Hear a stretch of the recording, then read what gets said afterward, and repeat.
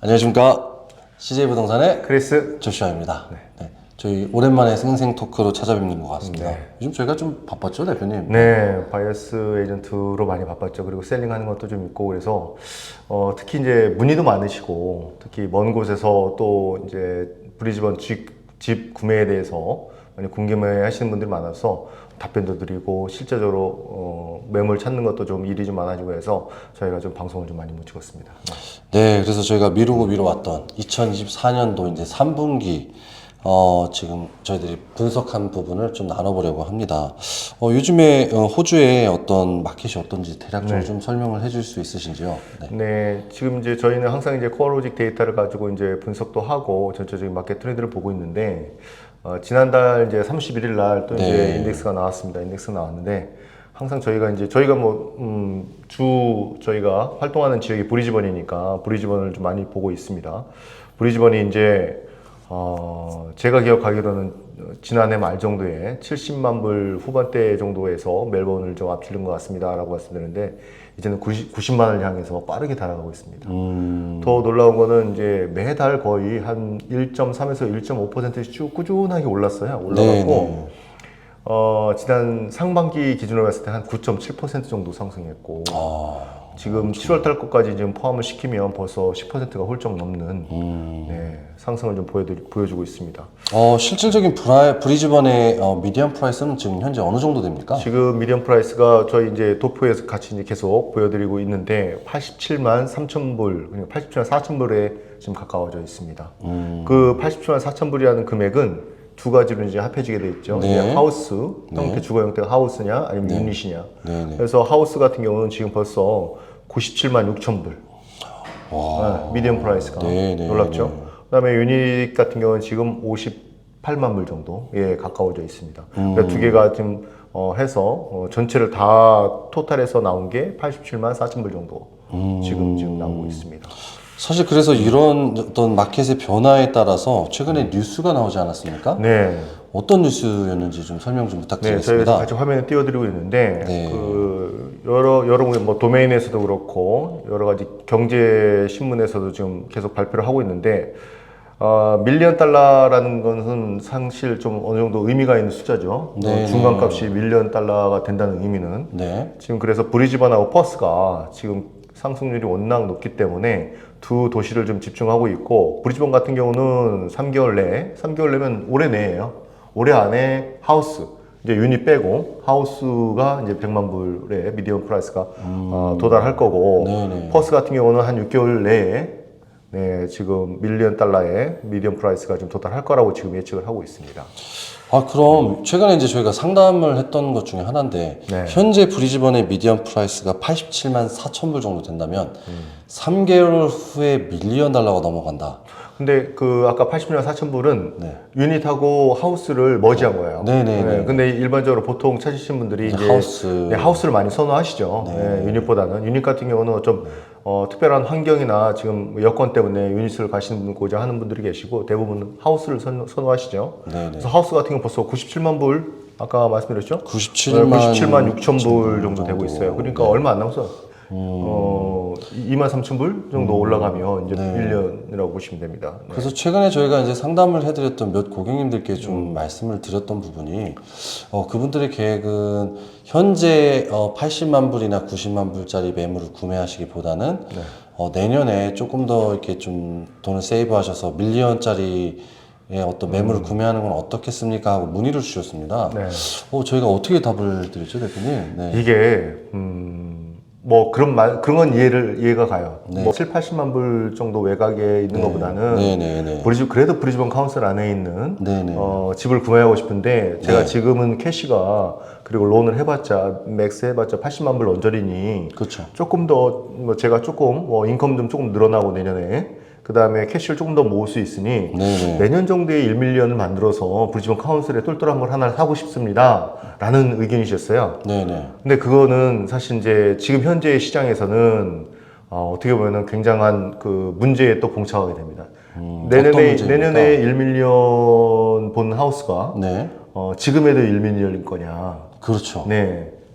그게 틀리다는 얘기죠. 지금 이런 추세로 보면 내년 1밀리언 하우스는 지금 현재 한 85만 불에서 90만 불이 안 되는 그런 하우스들이 내년에 1밀리언 수준으로 가게 되죠. 이런 트렌드가 계속 지금 약간 부동산 시장이 조금은 쿨다운 되긴 했지만 1% 정도의 매달 상승률이 지금 변함이 없어요. 그러면 그건 좀 고민을 하셔야 될 문제라고 좀 보여집니다. 제 생각에는 내년에 가서 1밀리언의 어떤 집을 구매하신다고 생각하는 것보다는 지금 현재 수준에서 최대한 자기의 어떤 자금 동원, 물론 리페이먼트 잘 생각하셔야죠. 이걸 고려했을 때 지금 가장 좋은 선택을 하시는 게 오히려 그때 가서도 좀 좋은 선택을 했구나 하는 그런 좀 생각이 듭니다. 아, 대표님 말씀을 듣고 보니까 네. 갑자기 그 말이 떠오르네요. 집을 사야 할 때는 언제다? 지금이다. 당장이다. 네. 그 부인할 수는 없는 것 같습니다. 없는 것 같아요. 지금 같은 마켓에서는 우상향은 특히 브리즈번 같은 지금 현재의 인구 유입, 그 다음에 올림픽이라는 큰 호재, 그리고 각종 건설되는 지금 턱없이 부족하잖아요. 인프라가. 그렇죠. 네, 인프라 건설에 동원될 노동 인구들 여러 가지 것들을 다 종합해 보면 계속 디맨드는 높아질 수밖에 없어요. 높아질 수밖에 없고 거기에 지금 주택이 공급해 주는 속도는 그걸 못 따라가고 있기 때문에 우상향은 변치 않을 것이다. 집값에 대한 우상향은. 네. 물론 이게 부동산이라는 것이 1, 2년을 보신다는 분이 상당히 적으니까 네. 저희 쪽에서 내년에 물론 이런 어떤 예측을 했다가도 바뀔 수 있는 부분이기 때문에 저희들의 의견은 어디까지나 참고로 들어주시기 바라고요. 보시면 또 이제 요즘 렌트비에 대한 어떤 변화도 좀 있었다고. 네, 맞습니다. 렌트에 대한 그 변동률 저희 계속 보고 있는데요. 예전 같은 경우는 애니얼리 변하는 체인지 레이트, 그러니까 하우스 같은 경우는 거의 10%가 넘었어요. 그러니까 이번 달 렌트 값 대비 지난해 렌트 값에 대한 변동 차이가 애니얼리 해갖고 한 10%, 거의 10%가 뭡니까? 한 13, 4% 정도가 꾹 유지됐는데 최근에는 많이 하향됐죠. 그래서 브리즈번 같은 경우 지금 한 7% 정도 됩니다. 그래서 렌트 시장이 조금은 안정되고 있다. 안정되고 있다는 얘기는 상승률이 둔화가 되고 있다라고 좀 보여주고 있습니다. 네. 어쨌든 정부의 어떤 그 이민 강화 정책이 없지 않아 영향을 미치는 것 같기도 하네요. 네. 저희도 요즘에 예. 렌트 당장 내일도 저희 이제 오픈 인스펙션을 좀 진행해야 되는데 네. 확실히 문의하는 거나 아니면 오픈 인스펙션에 참여하는 그 참석자들의 숫자도 차이가 있어요. 특히 이제 외곽은 더하고 조금 인기 있는 브리즈번 카운슬 안의 지역도 조금씩은 차이가 있습니다. 네. 그걸 몸소 느끼고 있으니까요. 네. 지역마다 조금씩은 차이가 있다는 것 좀 참고해 주시면 좋겠고요. 그럼 렌탈 일드는 또 어떤 변화가 있습니까? 렌탈 일도 지금 여기 같이 도표를 띄워드리고 있는데 호주 전체적으로 하면 이제 4.4% 정도 되는데 이제 이 캐피탈 도시 지역만 쭉 모아서 평균을 내보면 3.5% 정도입니다. 약간 그 추세가 꺾였어요. 쭉 올라가다가 약간 꺾였어요. 근데 이거는 양쪽의 그 원인 제공하는 측이 있죠. 렌트비가 많이 올라서 렌탈일드가 높아질 수도 있고, 그렇죠.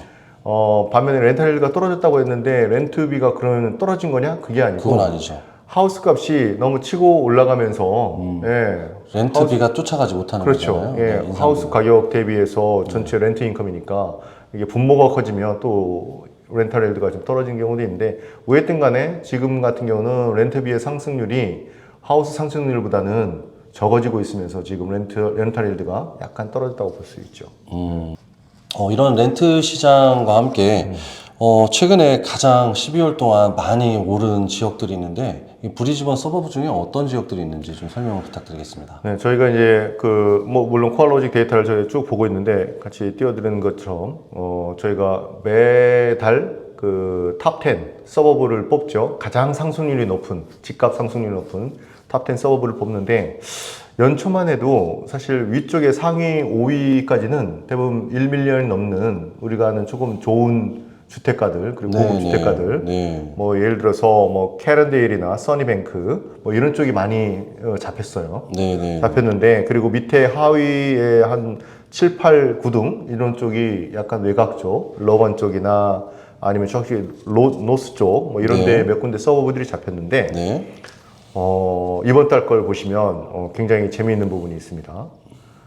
상위의 탑 3, 4까지 미디엄 프라이스가 70만 중반대예요. 가장 높은 상승률을 기록한 네. 그 지역들의 미디엄 프라이스가 네. 예를 들어서 이제 스프링우드, 킹스턴, 그다음에 포레스트 레이크, 그리고 오클리 지역 이 지역 같은 경우는 미디엄 프라이스가 한 70만 불 초반 또 70만 불 중반이에요. 예. 근데 상승률은 벌써 애뉴얼리 상승한 게 벌써 26%, 23%가 상승했어요. 그럼 이 순위 안에 브리즈번 카운슬은 거의 들어가지 못했네요. 네, 브리즈번 카운슬이 뭐 들어왔자 좀 외곽 쪽에 있는 네네. 포레스트 레이크 네네. 여기에 한 군데 들어가 있고 네. 뭐 노스 쪽에 뭐 첨사이드 하나 들어가 있는데 네네. 이게 사실은 그 외 지역들이 더 많이 들어가 있죠. 네, 외 지역들이 많이 들어가 있고 네. 특히 여기 보면 논다 지역도 논다는 꾸준하게 약간 탑 10 중에 하위 쪽에는 속해져 있지만 네네. 한 6, 7개월 꾸준하게 탑 10 안에 들어가 있어요. 뭐 이렇게 치면 네네. 매달 거의 10,000불씩 올라가는 거잖아요. 10,000불 이상씩. 그럼 하루치로 하면 어느 하루 정도? 치라면 한 3, 400불씩 매일 그냥 올라간 거예요. 그러니까 다른 여기뿐만 아니라 다른 지역도 비슷해요. 보통 지금 연간으로 치면 뭐 10만 불 이상 오른 지역들이 대부분이고 네네. 집값 상승률이 무서워요 지금. 참 무섭습니다. 그래서 네, 이런 어떤 렌트 시장이라든지 마켓의 변화에 따라서 정부에서 도대체 무엇을 하는 것이냐 했었던 어떤 질문 앞에 정부에서 얼마 전에 이제 발표했던 정책이 있었습니다. 그건 뭐였죠, 대표님? 네. 네, 정부에서 일단은 공급을 늘려줘야 되기 때문에 네네. 왜 됐든 간에 이제 하우스에 대한 그 건축 네네. 빨리 승인해주고 좀 지원도 해주고 해서 네네. 그래서 퍼스트홈 바이어 뭐 유브랜트도 이런 것도 다 거기 편승에서 나온 정책 그렇죠. 아니겠습니까? 네네. 그래서 공약을 한 게 5년 향후 5년간 120만 채를 주택을 공급하는 걸 목표로 해서 추진하겠다. 네. 라고 했는데 네. 여기 저희도 이제 다시 한번 여기 슬라이드를 띄워줘 드릴 건데 바로 엊그저께 뉴스가 났어요. 전체적으로 다시 추산을 해보니 네. 지금 뭐 원자재의 공급, 그다음에 노동력, 가용 노동력, 여러 가지 뭐 주택, 뭐 택지 개발 뭐 이런 것들 다 고려해 보니까 야 도저히 안 되겠어. 약 한 30만 채는 못 질 것 같아. 그러니까 결국은 이제 120만 채가 아니라 90만 채. 야 열심히 지어봤자 향후 5년간 90만 채 지면 우리 잘한 거라고 좀 해줘라고 지금 다시 발표를 했어요. 아유, 30만 채면은 통계를 좀 많이 잘못 잡았었네요, 정부 차원에서. 그렇죠. 도전적인 목표를 잡았던 것 같아요. 워낙 주택 시장을 좀 안정화시키는 거를 네네. 좀 목표로 해서 일단 좀 홍보도 해야 되고 하니까 좀 높게 목표치를 잡았던 것 같고 이제 실제적으로 가능한 수치를 따져 보니까 한 90만 채 정도 되겠다라고 생각한 거죠. 네. 네. 어쨌든 이 수치가 다시 틀리더라도 120만 채가 지어지는 것이 네. 현재 좀 그 집을 구매하지 못하신 분들이거나 또는 현재 그 마켓에 있어서 좀 좋지 않을까라는 또 생각도 해봅니다. 근데 확실히 이런 네. 발표들이 결국은 또 한 번의 어떤 시장에 그 좀 자극을 주는 게 이제 공급이 생각보다 원활치 못할 것 같네. 그러면은 야 이거 뭐 당연히 수요는 뭐 눈에 딱 뻔하게 이제 계속 늘어날 것 같은데 네. 야 그러면 집을 더 빨리 사는 게 네. 유리하겠다라는 그 소비자들의 심리를 자극할 그런 네, 결과가 충분히 좀 그럴 예측이 수 있을 됩니다. 겁니다. 또 그게 이제 집값을 또 상승시키는 또 견인의 역할을 또 할 수도 있을 네, 것 같기도 하나의 하네요. 뭐 트리거가 될 수 있죠. 충분히. 네, 네. 그리고 요즘 최근에 이제 집을 구매하시고 그 재판매하고 있는 어떤 비율이 증가하고 있다, 뭐 이런 식으로 나와 있는데. 네, 그 저희 자료는 같이 어떻게- 저 한번 띄워드렸는데 네, 네. 이게 어떤 얘기를 이제 어떤 시사점을 갖고 있냐면 네.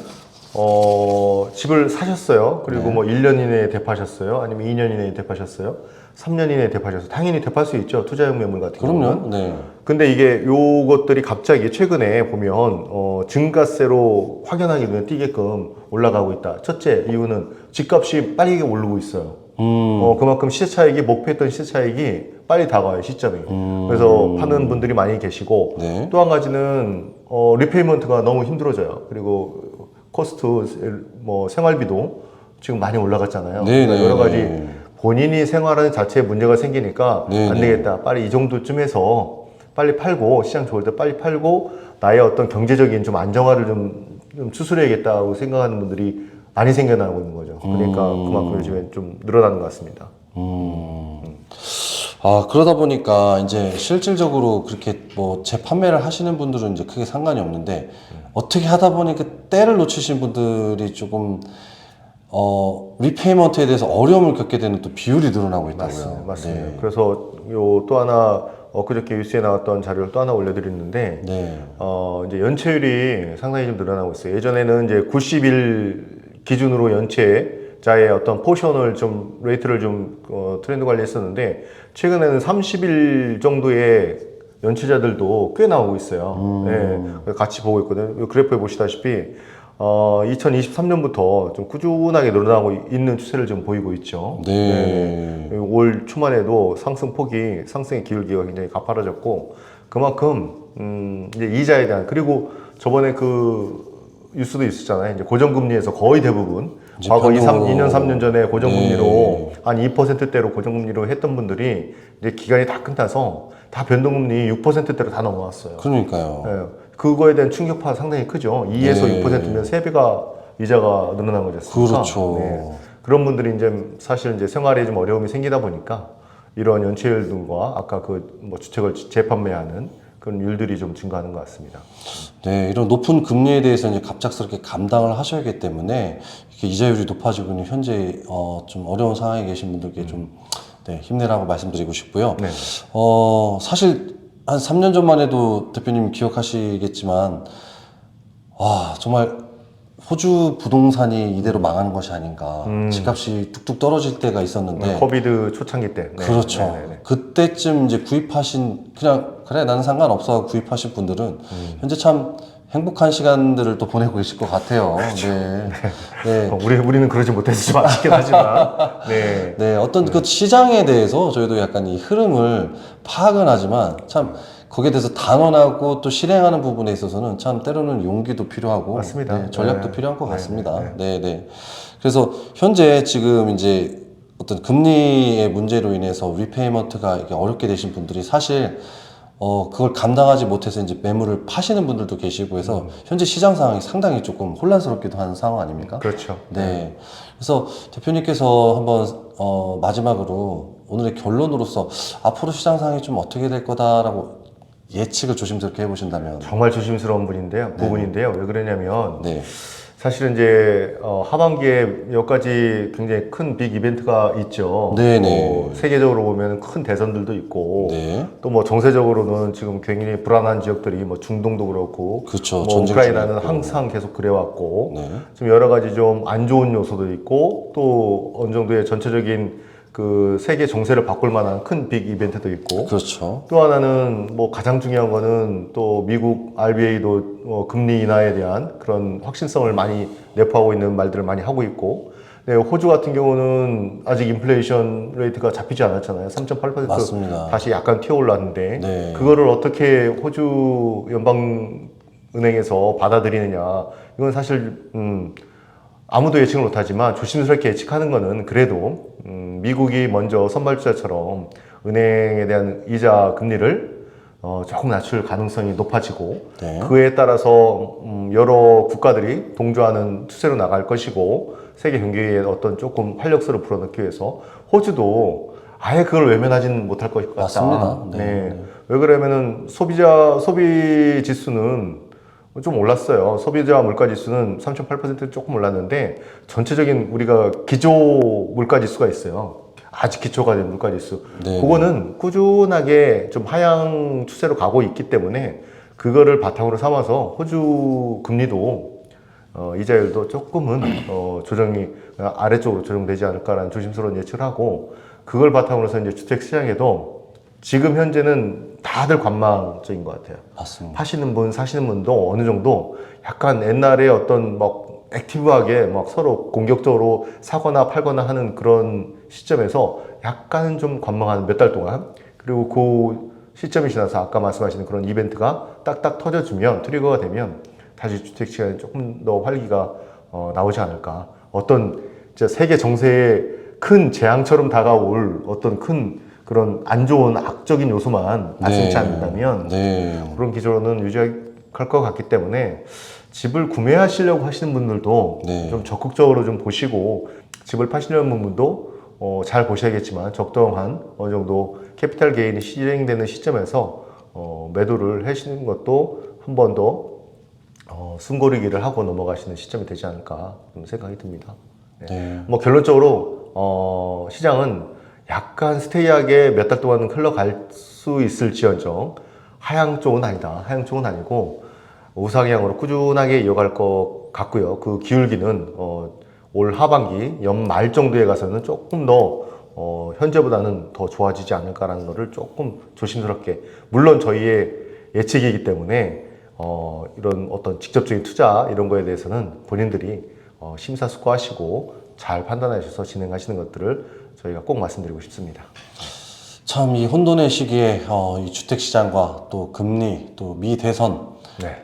그 다음에 또 전쟁 중에 있는 저 중동의 이 화약고들, 참 이런 모든 것들이 현재 주택시장에 또 영향을 주고 있기 때문에 여러분들께서 잘 분석하시고 공부하시고 함께 공부하시면서 저희들이 좋은 투자 그리고 좋은 어떤 자산의 가치 향상을 위해 노력하셨으면 좋겠습니다. 네, 저희 CJ 부동산은 이런 지표적인 부분도 여러분들하고 정보를 공유를 하겠지만 저는 이런 것들은 한 분기 내지는 한 2달에 한 번 정도 이렇게 말씀을 드리고, 저는 실제로 현장에 실제로 체감되는 것들 현장에 직접 가서 확인하고 여러분들께 좀 전해드리는 이런 쪽으로 좀 더 저희가 힘을 쏟겠습니다. 네, 이상 CJ 부동산의 크리스 조슈아였습니다. 감사합니다.